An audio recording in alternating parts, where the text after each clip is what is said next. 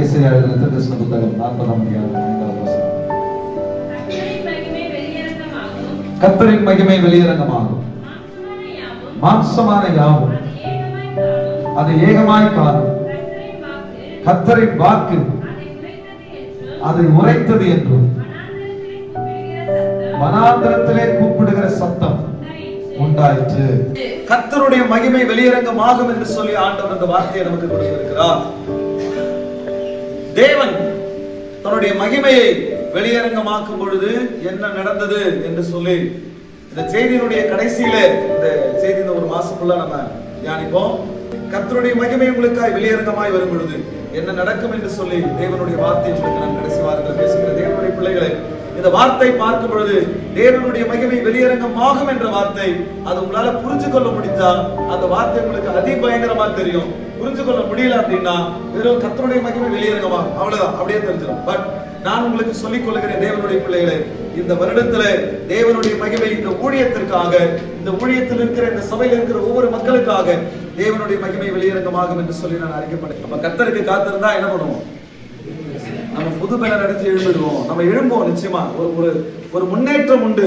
எழும்பிடுவோம்னா நிச்சயமா இருக்கிற இடத்துல இருக்க மாட்டோம். அந்த வருஷத்துல ஒரு முன்னேற்றம் உண்டு. அதை ஞாபகத்தில் வச்சுங்க. நீங்க இந்த தேக்கத்திலேயே தயங்கி அப்படி நின்ற மாட்டீங்க, இருக்கிற இடத்துல இருக்க மாட்டீங்க. ஒரு முன்னேற்றம் வரும். இந்த வருஷத்துல நிச்சயமா ஒரு முன்னேற்றம் வரும். நீங்க எதெல்லாம் முன்னேற்றம் இல்லைன்னு நினைக்கிறீங்களோ அது எல்லாத்தையும் முன்னேற்றத்துக்கான கர்த்தர் உதவி. அடுத்தபடியா எதெல்லாம் பள்ளங்களோ அதெல்லாம் நிரப்பப்படும். அல்லேலூயா. கோணல், எதெல்லாம் கோணல். இப்போ நம்ம வீடு ஆசீர்வதிக்கப்படுறதுக்கு நம்ம முட்டி போட்டு ஜெபம் பண்ணி கிடப்போம். ஆனா வீட்டுக்காரன் புஷ்டம் வந்து வீட்டுல சண்டை போட்டு கிடப்பாங்க. அப்ப அந்த ஒரு நபரினாலே ஆசீர்வாதம் தடைபடும். அதான் கோணல். என்னெல்லாம் பண்ணுவோம், எமோஷனல் கெட்ட வார்த்தை பேசுறோம், அதான் கோணல். இப்ப தேவன் எதிர்பார்க்கிற காரியத்தை என்னெல்லாம் பண்ணுவோம், அது கொடுக்கிற விஷயத்துல கூட சரி மனசு வராது, அது கோணல். கர்த்தருடைய பரிசுத்த நாமம் மகிமைப்படுவதாக. அப்போ தேவனுடைய நன்மைகளை ருசி பார்ப்பதற்கு நமக்கு அந்த கோணல் முதல்ல வந்து சரியாகும். அந்த கோணல் சரியாச்சுன்னா கர்த்தர் எல்லாத்தையும் சரி பண்றாரு. இந்த வார்த்தை உங்களுக்குள்ள கிரியை செய்ய ஆரம்பிக்கும். கர்த்தருடைய வார்த்தை இல்லாமல் கர்த்தர் எதையும் செய்ய மாட்டார். ஆண்டவர் தன்னுடைய வார்த்தையை வச்சுதான் எல்லாத்தையும் செய்யறார். இந்த உலகத்தின் சகல பிரசாதங்களை காட்டிலும் கர்த்தர் எதை மேன்மைப்படுத்தி இருக்கிறாரா? தன்னுடைய வார்த்தையை மேன்மைப்படுத்தி இருக்கிறார், மகிமைப்படுத்தி இருக்கிறார். அதனால எதை சொன்னாலும் ஆண்டவர் முதல்ல தாவீதுக்கு என்ன சொன்னார்? 6ஆவதுல என்ன சொன்னார் உங்களுக்கு? நான் ஒரு கற்பனை செஞ்சு பார்த்தேன். அவன் வந்து ஆடெல்லாம் மலையில மேய விட்டுட்டு, இல்ல ஒரு இடத்துல வெட்டாந்திரியில மேய விட்டுட்டு, ஒரு செடிக்கு கீழே அவன் தலைப்பட்டுல தண்ணி வச்சுக்கிட்டு அப்படியே மடங்கி கொஞ்சம் ஓய்வு கிடைக்குமா அப்படின்னு படுத்துக்கிற நேரத்துல என்ன சொல்லுவாருன்னா, தட்டி இப்ப தாவீது கவலைப்படாத, இப்ப தாவீது கவலைப்படாத, நீ இந்த இடத்துல நீ அப்படியே படுத்துக்கிட்டு நினைக்காத, நான் உனக்கு என்ன பண்ணுவேன், இந்த தேசத்தையே உனக்கு சொந்தமா தருவேன் அப்படின்னு சொல்லிட்டாரு. இது எப்ப சொல்லியிருப்பாரு அப்படின்னு நான் நினைக்கிறேன்னா, இவன் தான், இவனை விட்டுறாத, நான் இந்த தேசத்தின் மீது ராஜாவா அபிஷேகம் பண்ணப்பட்டவன் இவன் தான் சொல்லி அபிஷேகம் பெற்றார் பாருங்க. அபிஷேகம் பெற்றதுக்கு அப்புறம் கூட ஒரு வாழ்க்கை மாறல. அபிஷேகப்பட்டாச்சு, அபிஷேகம் பெற்றாச்சு, ஆனா இன்னும் ஆடுதான் மேய்ச்சிட்டு இருக்கிறாரு. என்ன பண்றாரு?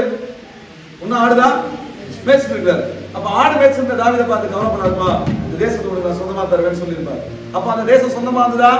இல்ல. ஆனா பின்னான நாட்களிலே அதற்கான சூழலை கர்த்தர் ஏற்படுத்தி அந்த தேசத்தை கர்த்தர் அவருக்கு சொந்தமாய் தந்தார். அல்லேலூயா. அதனால நான் முதல்ல என்ன சொல்றேன் அப்படின்னு கேட்டீங்கன்னா, கர்த்தர் தன்னுடைய வார்த்தையை முதல்ல கர்த்தர் கொடுப்பார். எதை கொடுப்பாரு? வார்த்தையை தான் கர்த்தர் முதல்ல கொடுப்பார். அப்ப அந்த வார்த்தையை நாம் தவற விட்டால் தேவன் நமக்காக கொடுக்க போகிற நன்மைகளையும் தவற விடுகிறோம். அதான் உண்மை. அல்லேலூயா. அப்ப அந்த வார்த்தையை நம்ம இருதயத்துல ஏங்கிட்டு, நம்ம இருதயத்துல அதை சுமந்துகிட்டு, நம்ம வந்து அதை எங்க போனாலும் நம்ம இருதயத்துல சுமந்துகிட்டு அதை தெரிஞ்சோம்னா, நம்ம இருதயத்துல சுமந்துகிட்டு நம்ம போனோம்னா அந்த வார்த்தை நமக்கு நன்மைகளை கொண்டு வரும். அல்லேலூயா, அல்லேலூயா. அந்த வார்த்தையை தவற விட்டு கர்த்தர் என்ன செய்ய போறாரோ அதெல்லாம் அந்த வருஷத்துல உங்களுக்கு வாக்குத்தத்தமா கொடுத்து இருக்கிறார். அதை நீங்க வார்த்தையை விட்டுட்டீங்கன்னா தேவன் அந்த வார்த்தை உங்களுக்கு ஞாபகம் வர வரைக்கும் தேவனுடைய வார்த்தையை நீங்க ஞாபகத்தில் வச்சுக்கணும். ஆண்டவர் கர்த்தருடைய மகிமை வெளியரங்கமாகும். கர்த்தருடைய மகிமை வெளியரங்கமான என்ன ஆகும்? முதல்ல உங்களுக்கு ஆறுதல், சோர்ந்து போய் இருக்கிறவங்களுக்கு ஆறுதல், அதுக்கப்புறம் கர்த்தருக்கு சோதனை. அது பொதுவான விடயம். முதல் வார்த்தை என்னன்னா, சோர்ந்து போகிறவனுக்கு பலன், சத்துவம் இல்லாதவனுக்கு சத்துவம் கொடுத்து ஆண்டவர் என்ன செய்யறார்? எழும்ப பண்றார். அப்போ கர்த்தருக்கு காத்திருக்கிற என்ன பண்ணுவான்? செட்டைகளை அடித்து என்ன பண்ணுவான்? எழும்புவான். அப்ப நிச்சயமா ஒரு முன்னேற்றம் உண்டு. நீ அப்படியே உட்கார்ந்துருக்க மாட்டேன். எல்லாம் போச்சு, எல்லாம் முடிஞ்சு போச்சு, இனிமே வாழ்க்கையில எதுவும் இல்ல, நான் எவ்வளவு முயன்று பார்த்துட்டேன், முன்னேற முடியல, எனக்கு அவ்வளவுதான் சொல்லி நீங்க நினைக்க வேணாம். அல்லது முன்னேற முயற்சி செய்கிறவங்களுக்கு தடைக்கல்கள் எதுவும் இருந்தாலும் சரி, கர்த்தர் இந்த வருடத்துல தடைக்கல்லாம் அகற்றி கர்த்தருக்கு ஸ்தோத்திரம், பலனை புதிய பலனை கர்த்தர் கொடுத்து உங்களை முன்னேற, நீங்க எழும்பி வர, நீங்க முன்னோக்கி வர, நீங்க மேல் நோக்கி வர கர்த்தர் இந்த வருடத்துல உங்களுக்கு உதவி செய்வார். அல்லேலூயா, அல்லேலூயா. நல்லா உங்க சிந்தனையில வச்சுக்கங்க. என்ன வச்சுக்கீங்க? சோர்ந்து போகிறவனுக்கு கர்த்தர் பலன் கொடுத்து, சத்துவம் இல்லாதவனுக்கு கர்த்தர் சத்துவத்தை பெருக பண்ணி, ஆண்டவர் ஒரு ஒரு முன்னேற்றத்தை கர்த்தர் கொடுக்கிறார். எதுவும் நீங்க சோர்ந்து போயிருக்கீங்க, எதுவும் நீங்க சத்துவம் இல்லாத இருக்கீங்க. எதனால? ஒருவேளை வறுமையா, ஒருவேளை கடனா, இல்ல உடம்புல இருக்கிற வியாதியா, இல்ல உங்களுடைய திறமையில முன்னேற்று நீங்க முன்னேற முயன்று உங்களால முன்னேற முடியலையா? எதனால நீங்க சோர்ந்து போயிருக்கிறீங்க? எது சரியில்லை, எல்லாத்தையும் ஆண்டவர் சரி பண்ணி நீங்கள் முன்னேற, நீங்கள் எழுதி முன்னோக்கி வர, மேல் நோக்கி வர நான் உதவி செய்வேன் என்று சொல்லி ஆண்டவர் உங்களுக்கு வாக்கு பண்ணியிருக்கிறார். அல்லேலூயா. இரண்டாவது, பல்லங்கள் எல்லாம் நிரப்பப்படும். நான் சொல்லட்டுமா? என் வீடு எப்படி இருக்கு, என் வாழ்க்கை எப்படி இருக்கு, என் பையன் எப்படி இருக்கிறான், நீண்ட நாள் குறையாவே இருக்குது, அதுதான் பள்ளம். எது பள்ளம்? அதான் பள்ளம். இப்படியே இருக்க என் வாழ்க்கை, இப்படியே இருக்க என் வாழ்க்கை, இப்படியே இருக்க அவனுடைய, இப்படியே தான் போயிடுமா அப்படின்ற ஒரு எண்ணம் இருக்கு பாருங்க. என் வீடு எப்படி இருக்கு, என் பையன் எப்படி இருக்கிறான், என் வீட்டுக்காரர் எப்படி இருக்கிறாரு, இப்படிலாம் ஒரு எண்ணம், ஒரு தேக்கம் இருக்கு பாருங்க வாழ்க்கையில. அதுதான் பள்ளம். இந்த பள்ளங்கள் எல்லாம் நிரப்பப்படும். அப்படின்னா எல்லாம் சரியா? அல்லேலூயா. நீங்க எதெல்லாம் போன வருஷத்துல நீங்க ஜெபம் பண்ணீங்களோ அதெல்லாம் இந்த வருஷத்துல கர்த்தர் நடத்தி காட்டுவார். எல்லா பள்ளங்கள் நிரப்பப்படும். அல்லேலூயா. இது மறுபடியும் சொல்றேன். இது நான் சொல்லல, ஆண்டவர் உங்களுக்கு சொல்றார். நம்புறவங்களுக்கு இது நிச்சயமா நடக்கும். ஆமென். இரண்டாவது, கோணலானவைகள் சரியா. நம்முடைய தேவனுடைய ஆசீர்வாதத்தை நாம் பெற்றுக்கொள்வதற்கு ஒரே ஒருத்தனால இஸ்ரவேல் பாளையம் முழுக்க தோத்து போச்சு. ஒரே ஒருத்தனால இஸ்ரவேல் பாளையம் முழுக்க சண்டைக்கு போன மட்டும் தோத்து போனாங்க. அந்த கோணல, அந்த ஒரு கோணைய ஆண்டவர் சரியாக்குறதுனால எல்லாம் ஜெயிச்சாங்க. ஆமென்.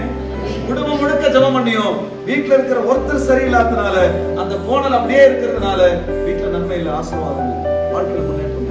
கர்த்தர் என்ன சொல்றாரு? நான் தைரியமா சொல்றேன், இவங்க எல்லாம் மாறுவாங்களா, இவங்க எல்லாம் சரிப்பட்டு வருவாங்களா நம்ம நினைக்கலாம், நம்ம வீட்டுல இருக்கிற நபர்கள். ஆனா கர்த்தருடைய வார்த்தை சொல்றது, அந்த கோணலை நான் சரியாக்குவேன். உங்களுடைய ஜெபத்தினால் ரெண்டத்திரியான பலன், ஒரு டபுள் த பிளஸிங். அப்பதான் சொன்னேன், 120 பேர் சபைக்கு வந்திருக்காங்கன்னா 240 பேர் அடுத்த வருஷம் சபைக்கு வருவாங்க, 260 பேர் சபைக்கு வருவாங்க. அதே போல ஒரு கவனிகளை நான் சொல்றேன், உங்க கையில பேங்க் பேலன்ஸ் 1 லட்சம் இருக்குன்னு வச்சுங்களேன், அடுத்த வருஷத்துல கர்த்தர் 2 லட்சமா மாத்துவோம். அவ்வளவுதானா? டபுள் த ஆசீர்வாதம், 2 மடங்கான ஆசீர்வாதம். இப்போ ஒரு 10 சவரன் நகை வச்சிருக்கீங்க, ஒரு 50 சவரன் நகை வச்சிருக்கீங்க வச்சுக்கோமா, 50 சவரன் இல்லையா, ஒரு 50 சவரன் நகை வச்சிருக்கீங்க வச்சுங்களேன், அடுத்த வருஷத்துல 100 சவரமா மாறும். அப்படின்னா ஆமா, நான் வாசிக்கும் போது செல்வம் அவங்க வீட்டுல தங்கம் தான் போடுவீங்க, செல்வம் அவங்க வீட்டுல தங்கம், செல்வம் தங்கமா அவங்க வீட்டுல இந்த வருஷம். அது விளக்கம் எடுத்து தேடி வாசிக்கும் போது போட்டதுக்கு என்ன மீனிங் தேடி பார்க்கும்போது அது சொல்லப்பட்டிருக்குது, செல்வம் இந்த வருஷத்துல வீட்டுல தங்கம், வீணான செலவு வராது, தங்கம் சேமிப்பீங்க நிறைய வருஷத்துல. ஆமென். சேமிப்பு உண்டாகும். கர்த்தர் நிச்சயமா அதான் டபுள் ஆசீர்வாதம் 2 மடங்கா மாறும். ஆனா எந்த வருஷமும் இல்லாதபடி இந்த வருஷம் ரொம்ப ட்ரைங்க. இந்த சீரியல் செட்டுலாம் கொடுக்க காசு இல்லை, 1800 ரூபா எங்கடா போட்டு பர்ஸ் தேடி பார்க்குற காசு காலி, மொத்தம் காலி. இப்போ 2000 ரூபா தரணும் வாடகை, ஒன்றும் கொடுக்கல. எந்த வருஷமும் அந்த மாதிரி இருந்தது இல்லை. ஆனா வாக்குத்தத்தம் என்ன? 2 மடங்கான ஆசீர்வாதம் வரணும். பஸ் எல்லாம் காலியா இருக்குது. எப்ப வரும்? நான் விசுவாசிக்கிறேன், கர்த்தர் சொன்னா செய்வார், வரும். அல்லேலூயா. 2000 எப்படி கொடுக்க போறோம்னு தெரியல, நீங்க போடுற காணிகள் தான் இருக்குது. 2000 கொடுக்க தேவை, அது லீவ் வைக்கலாம். ஆமென் சொல்லுங்க பார்க்கலாம். ஆமென் சொல்லுங்க பார்க்கலாம். அல்லேலூயா. கர்த்தருடைய பரிசுத்த நாமத்துக்கு ஸ்தோத்திரம். கவனிங்க, எப்பவுமே சில வார்த்தை சொல்றேன், சாட்சி சொல்றேன், ஏன்னா எல்லாமே சாட்சி தானே. கர்த்தருடைய பரிசுத்த நாமத்துக்கு ஸ்தோத்திரம். இது போன வாரம் 1ஆம் தேதி நீங்க போட்ட காணிக்கை. இந்த காணிக்கை என்ன பண்ண அப்படின்னு கேட்டீங்கன்னா, அவருக்கு வாடகை எடுத்து வச்சேன், செலவு இருந்தது, கொஞ்சம் எடுத்து செலவு பண்ணிட்டேன், 2000 ரூபா அவருக்கு தரணும். ஆனா இருந்த கஷ்டத்தை பார்த்துட்டு எப்பவுமே என்னடா, சில நேரத்தில் அவர் இல்லைன்னா காணிக்கை எடுத்துட்டு போயிடுவேன், எடுத்துட்டு போயிட்டு தேவைகளை வரும்போது செலவு பண்ணிடுவேன். ஆனா இந்த மாசம் என்னால செலவு பண்ணவே முடியல. ஏன்னா பயம், ஆண்டவரே இதையும் செலவு பண்ணினா வர காணிக்க வச்சு இதை கொஞ்சம் போட்டு கொடுத்துடலாம், இதே செலவு பண்ணா கொடுக்க முடியாது ஆண்டவரேன்னு சொல்லி இறுக்கி இறுக்கி இறுக்கி பிடிச்சி இந்த காசை எடுத்து போயிட்டு வீட்டில் வைக்காம காருக்குள்ள வச்சு லாக் பண்ணிட்டு வந்து செலவு பண்ணக்கூடாது. இப்போ சண்டே சாவி போய் எடுத்துட்டு வந்து சாவி எடுத்து போயிட்டு கார் இடத்துல போயிட்டு இது திறந்து எடுத்து வந்து பேக்ல போட்டு வரேன், இதோடு கூட சேர்த்து நான் காணிக்க அவருக்கு 2000 ரூபா வாடகை தரேன். அல்லேலூயா. வாக்குத்தத்தம் என்ன? இரட்டத்தனையான ஆசீர்வாதம். அல்லேலூயா. இதுதான் விசுவாசம். எனக்கு இல்ல இப்ப என் கையில, ஆனா நம்பிக்கை இருக்கு, கர்த்தர் சொன்னா செய்வாரு. ஆமென். அல்லேலூயா. நான் இந்த பணத்தை நம்பல, உங்களை நம்பல, யாரும் நம்பல, வாக்குத்தத்தம் கொடுத்த கர்த்தரை நம்பல. ஆமென். அல்லேலூயா சொல்லுமா? அல்லேலூயா சொல்லுமா? அல்லேலூயா. அவருடைய பரிசுத்த நாமம் மகிமைப்படுவதாக. அப்போ ஆண்டவர் இரட்டத்தனையான ஆண்டவர் ஆசீர்வாதம் தருவார் சொல்ல. நீங்க 50 சவரன் நகை வச்சிருந்தீங்க, அடுத்த வருஷம் 100 சவரன் எப்படி மாறும் அப்படின்னா மாறும், அவ்வளவுதான். எனக்கு அவ்வளவுதான் சொல்ல தெரியும். அல்லேலூயா.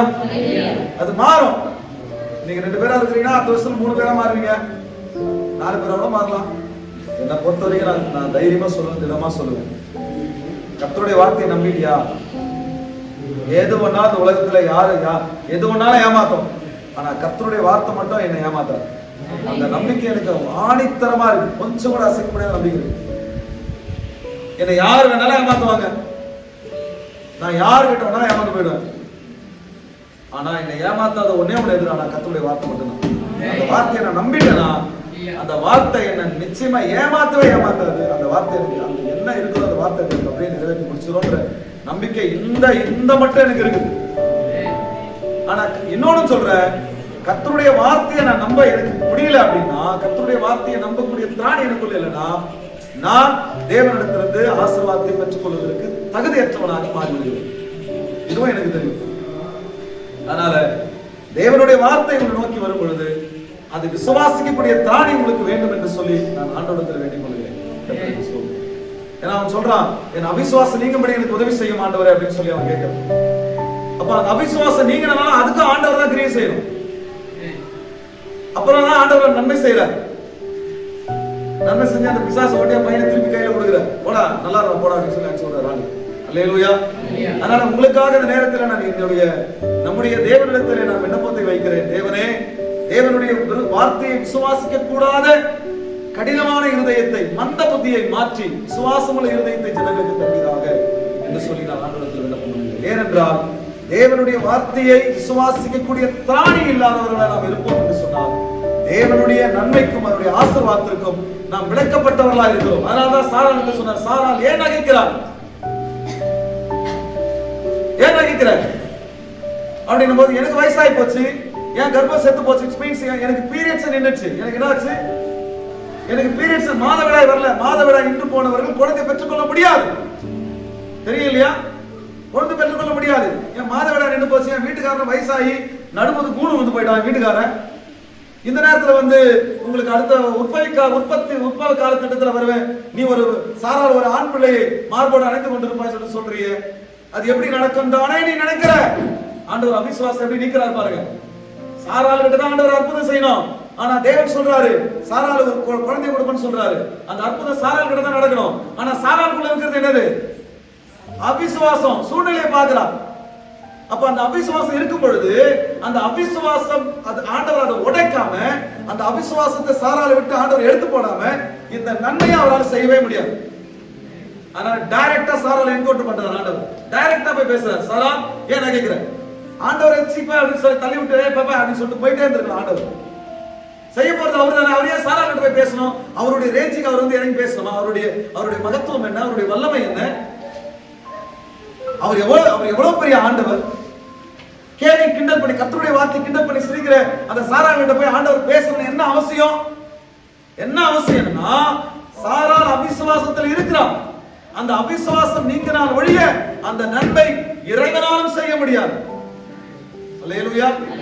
ஏனென்றால் தேவனுடைய வார்த்தையை விசுவாசிக்கக்கூடிய திராணி அவரிடத்தில் இல்லை. அந்த திராணியை முதல்ல உண்டாக்கணும். தேவனுடைய வார்த்தையை விசுவாசிக்கக்கூடிய அந்த திராணியை அவர் இருதயத்தில் உண்டாக்கணும். அதனால தான் ஆண்டவர் டைரக்டாவே பேசுறார். சாராள் ஏன் நகைக்கிற, ஏன் சிரிக்கிற? அப்பதான் சொல்றா, இல்ல நான் சிரிக்கல. இல்ல நீ சிரித்தால் அதுக்கு விளக்கம் சொல்லுகிறது கர்த்தருக்கு ஸ்தோத்திரம். ரோமர்கள் 4ஆம் அதிகாரத்தில் விளக்கம் சொல்லுகிறது, ஆபிரகாம் விசுவாசத்தில் பலவீனமாக இருக்கவில்லை. அல்லேலூயா. சூழ்நிலையை பார்க்கல.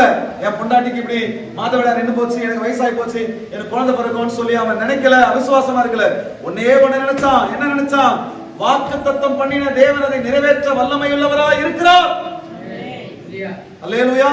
அவர் வாக்குத்தத்தம் பண்ணார்னா அவர் நிச்சயமா அவர் நிறைவேற்றி முடிச்சிருவார். பொய் சொல்ல தேவன் ஒரு மனுஷன் அல்ல, மனமாற அவர் ஒரு மனப்புத்திரனும் அல்ல.